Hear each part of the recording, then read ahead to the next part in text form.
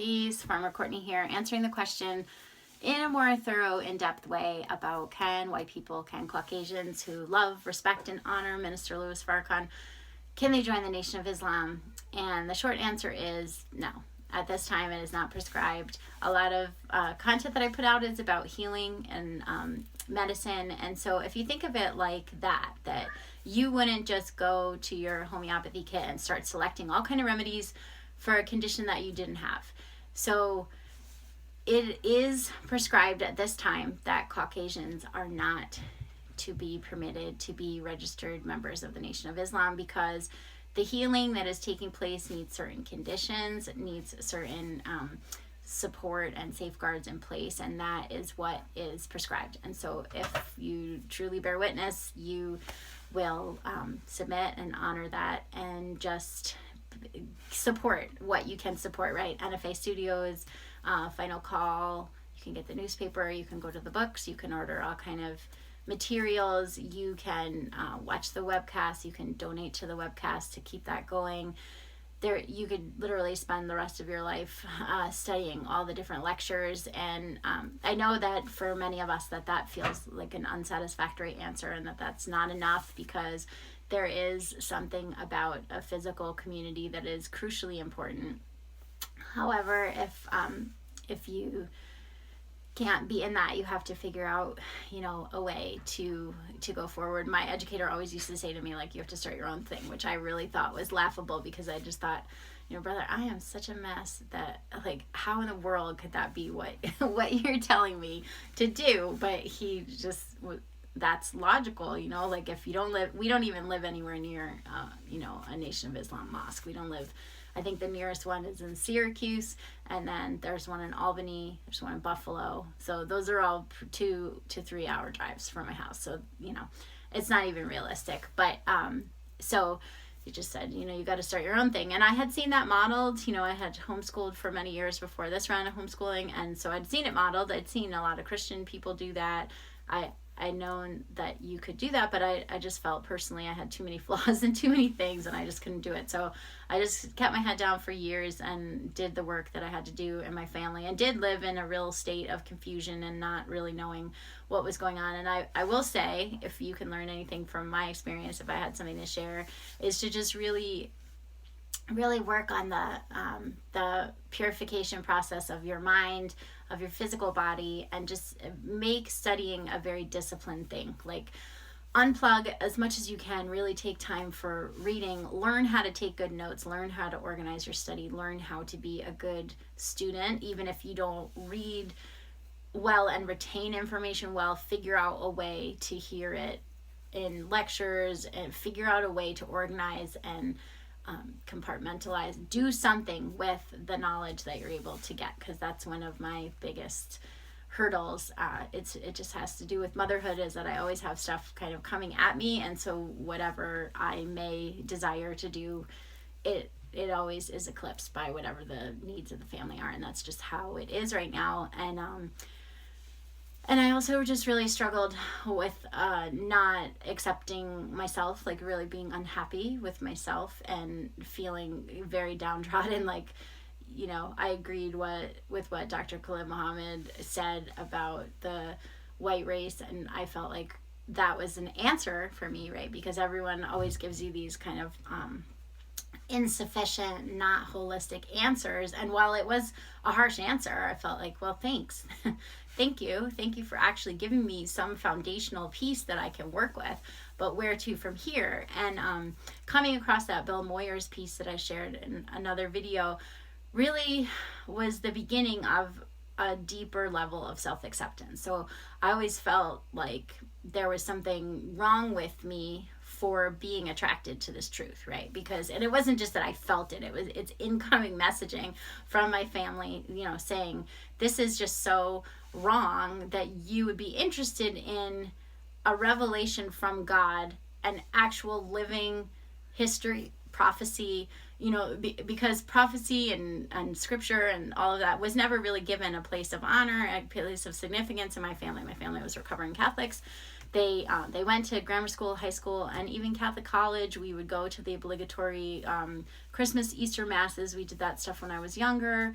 And they never really put into me anything about God. They didn't teach me themselves. So they put me in some of the educational classes. It didn't feed me. It never made any sense to me. I felt like, because I was raised in public school and I was raised on TV and Hollywood, it didn't resonate with me. It didn't speak to me. It wasn't the truth of this hour. So even though it seemed like, why would you spend your time listening to and taking notes and really internalizing what was said in lectures where, from their perspective, it was just angry Black people ranting about how they hated white people. I didn't hear that. I heard a completely different message, and it gave me what I had been really seeking for, was just sort of an authoritative, definitive word to go forward for how to view everything that was going on in the world today, what to strive for, what is the standard, where is the leadership coming for the type of world that I want to live in. And I found that through the works of the Honorable Minister Louis Farrakhan, the Nation of Islam, and all of the things, and the ripple effects of everybody that has ever touched, that then, even though they may not be in the nation officially, that they have gone on to do influential and positive works on so many levels. And so that, that's what I focused on. And so I always felt hopeful and positive of that, the narrative of doom from the mostly Caucasian scientists of, like, climate change is coming, it's going to kill us all, the New World Order is taking over, we're all going to be slaves in a prison planet, like, basically everything's going to hell and there's no hope kind of message, that I felt like, well, if that's true, it isn't without purpose, and that at least there's hope, right? Like, look at these folks and what they're doing, and wow, it's so impressive, even from the little babies that you see on up, that it's really good. It's good news. I hadn't really had a lot of good news. And so it wasn't until I came across the first channel of Brother Ben X that had got taken down. So I don't know if this video is up there, but it was a conversation where he was speaking to an older member of the Nation of Islam who used to work and serve alongside Dr. Khalid Muhammad. And he said something in that interview that really moved me and changed the way that I saw myself, like my negative self-talk, that he said that Minister Farrakhan would say to him, like, through you, brother, I will get all my people. And I was up in my attic and I had my headphones in. I was around like this uncovered insulation. It was 95 degrees up there, and I was making this mission where I just made a beeline up the little ladder there, and I knew something was up there and I was going to get it, and I heard those words. And it was in that intense environment that I realized, maybe I'm okay. Maybe I'm all right. Maybe it's okay.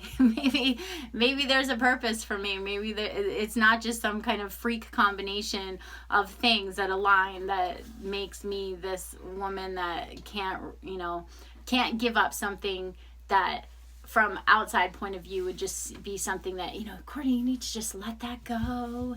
Just forget that you've heard that. Just let that go. And maybe there's something that I can do. Maybe there is something to all this, that I need to just stop being so in my head and so emotional, and I should be strong and I should be brave and I should open my mouth and I should make a video, because that was one of the things that my educator said to me. And one of my main complaints was always, I'm thankful for this knowledge, but I am so isolated. Like, I am so physically isolated and I'm intellectually isolated. And he just looked at me and kind of smirked and laughed and said, you're isolated? You are holding your phone. You're not isolated. There's millions and millions of people out there that you could be connecting to. Like, get on social media. And so that's how I even came across Brother Ben X and Riza Islam and, all the members of the Nation of Islam that I follow on Instagram and that I follow, is because I had never thought of that. Like, really? Oh, I guess I could follow them. I followed the minister and I followed the more official platforms, but I thought, like, all right, I'll try that out. I'll see where that goes.